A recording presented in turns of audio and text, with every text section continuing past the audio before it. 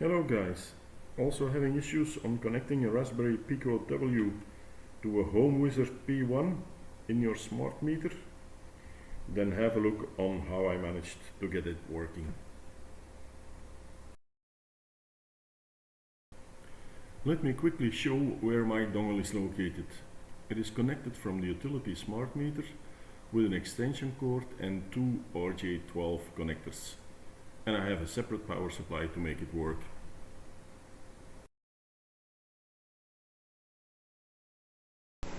What I made is this little box with a Pico, an LCD that shows my real-time usage and even my peak usage from the current month.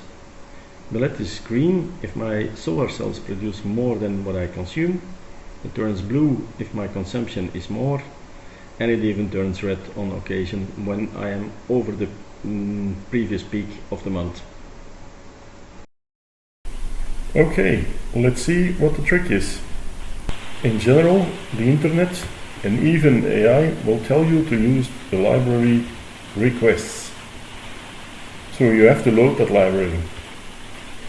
I believe it is standard in the default Pico environment, and it used to be view requests for Tiny Python, but it's just plain requests now.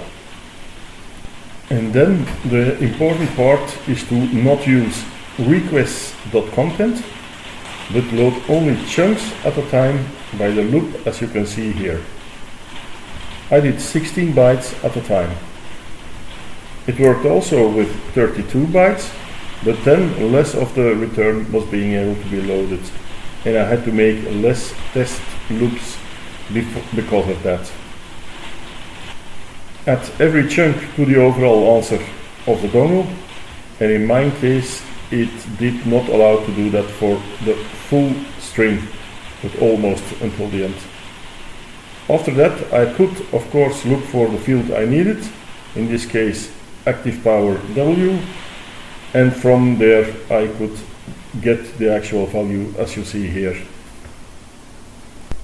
So to recapture, do not try requests.content, but go for the raw in parts instead, and test how far you can go in the buffer by tuning the amount of loops. I hope this helps and saves you the time it took me to get it working.